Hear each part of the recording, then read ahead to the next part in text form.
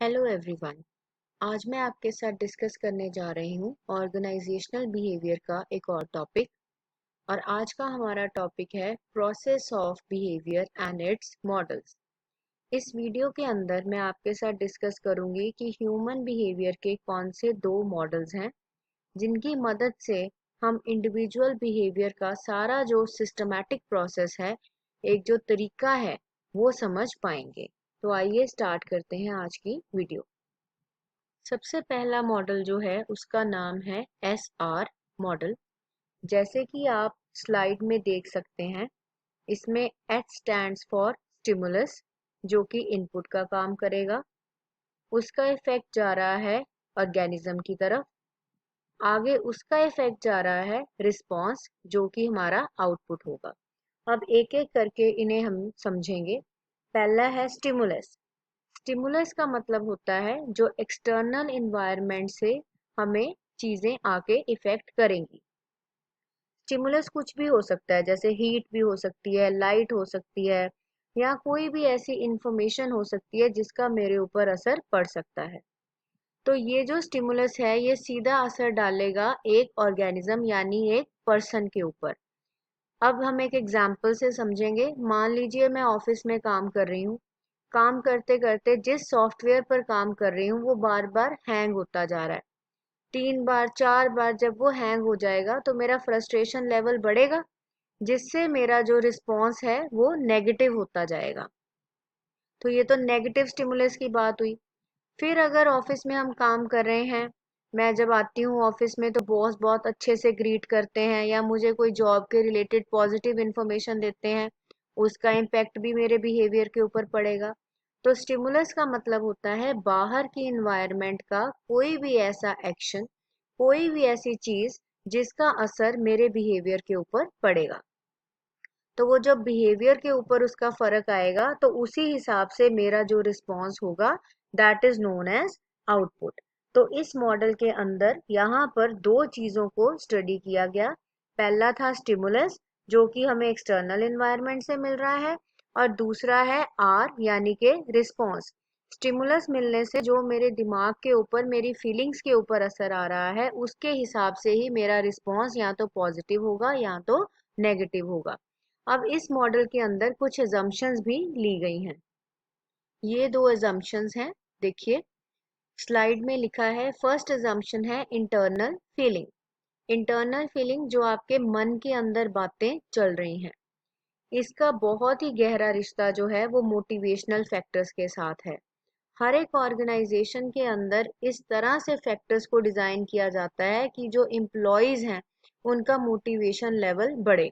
Because अगर happy employees हैं तो ही ऑर्गेनाइजेशन जो है वो तरक्की कर सकती है। तो पहली चीज है इंटरनल फीलिंग्स। दूसरी है एक्सटर्नल इन्वायरमेंट। जैसे कि हमने स्टडी किया कि एक्सटर्नल इन्वायरमेंट का हमारे बिहेवियर के ऊपर बहुत ज़्यादा इफेक्ट आता है। इसमें हर तरीके के स्टिमुलस को स्टडी किया जा सकता है। स्टिमुलस बहुत तरीके का हो सकता है एक ऑर्गेनाइजेशन में। आपके साथ जो लोग काम कर रहे हैं उनका बिहेवियर आपके साथ कैसा है।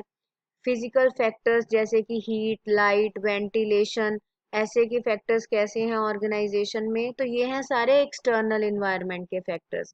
तो इस मॉडल ने ये बोला कि दो चीज़ों का असर जो है वो ह्यूमन बिहेवियर के ऊपर आता है। पहला है इंटरनल फीलिंग्स, उसके मन की भावनाएं, उसके मोटिवेशनल फैक्टर्स।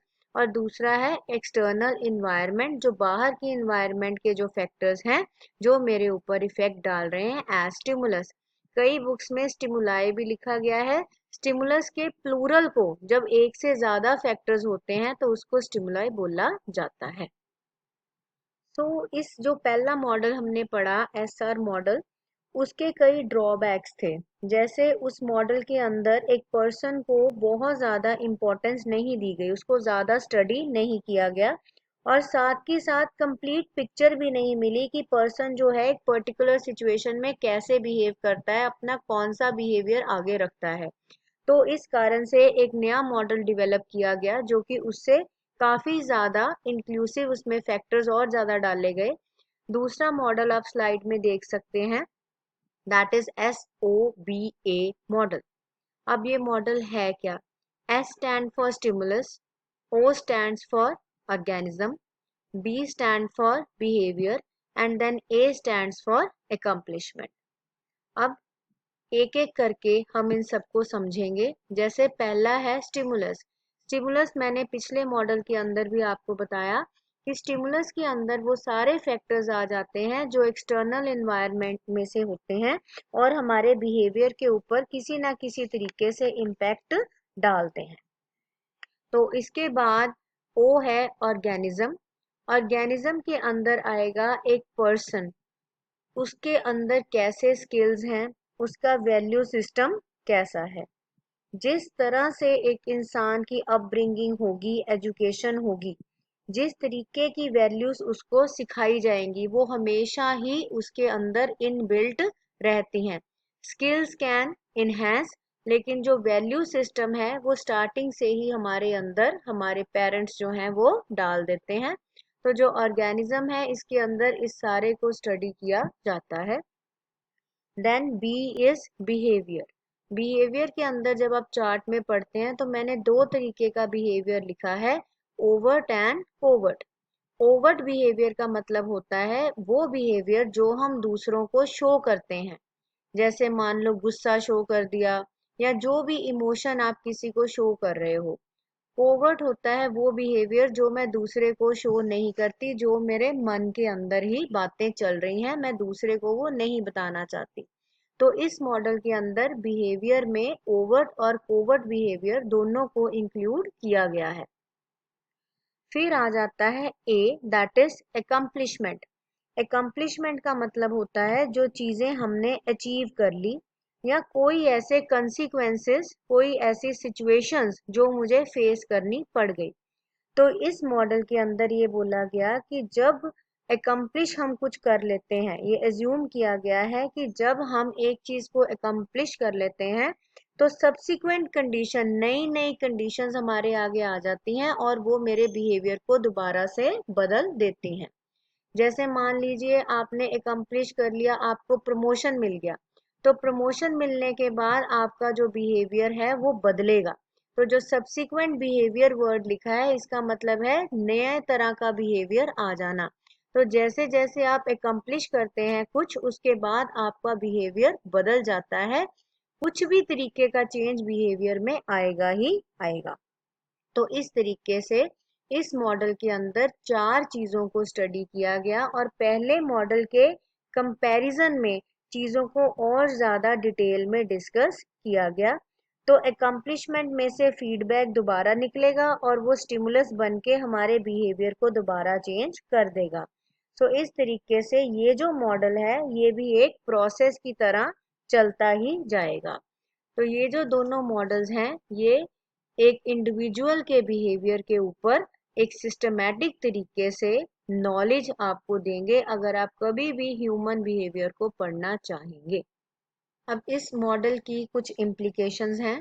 पहली, behaviour is influenced by the interaction of S with O. जब स्टिमुलस जो है वो ऑर्गेनिज्म तक पहुंचता है, जब बाहर की इन्वायरमेंट कोई फैक्टर एक इंसान के ऊपर असर डालता है तो उसी का नतीजा है बिहेवियर. अगर कुछ हो ही नहीं रहा तो आपके बिहेवियर में कोई भी चेंज नहीं आएगा. बिहेवियर तभी हम शो करते हैं जब बाहर की इन्वायरमेंट से कोई ना कोई एक्शन या कोई ना कोई पीस ऑफ इंफॉर्मेशन मुझे मिलता है. Second point says any change in S and O will definitely influence the behavior. अगर स्टिमुलस चेंज हो रहा है या ऑर्गेनिज्म के अंदर कोई चेंज आया तो बिहेवियर बदलेगा ही बदलेगा. जैसे ही आपको कोई नई इंफॉर्मेशन मिलेगी आपके बिहेवियर में कुछ ना कुछ चेंज आएगा ही आएगा. तीसरा पॉइंट ये कहता है कि मैनेजर हैज टू डिसाइड. एक मैनेजर के अंदर इतनी काबिलियत होनी चाहिए कि वो ये डिसाइड करे कि कब मैंने स्टिमुलस बदलना है, किस समय एम्प्लॉय को कौन सा स्टिमुलस देना है, ताकि उसका जो उसके ऊपर जो बिहेवियर है वो बदल के पॉजिटिव होके ऑर्गेनाइजेशन में बाहर आए. तो एक मैनेजर का ऑर्गेनाइजेशनल बिहेवियर के अंदर यही काम है कि वो स्टिमुलस टाइम टू टाइम ऐसा डिजाइन करे कि एम्प्लॉयज का बिहेवियर ऑर्गेनाइजेशन के लिए पॉजिटिव होता जाए. तो इसके साथ ही ये दोनों मॉडल्स हमारे ऑर्गेनाइजेशनल बिहेवियर के कंप्लीट हुए।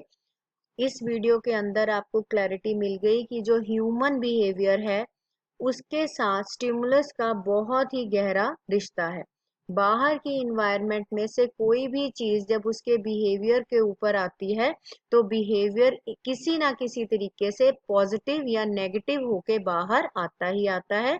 और एक मैनेजर को बहुत ही जरूरी है कि वो अपने एम्प्लॉय की साइकोलॉजी को, सोचने के तरीके को समझे और उसी हिसाब से स्टिमुलस को जनरेट करे कि ऑर्गेनाइजेशन जो है वो पॉजिटिव वे से एक अच्छे तरीके से काम करके अपने ऑब्जेक्टिव्स को अचीव कर पाए।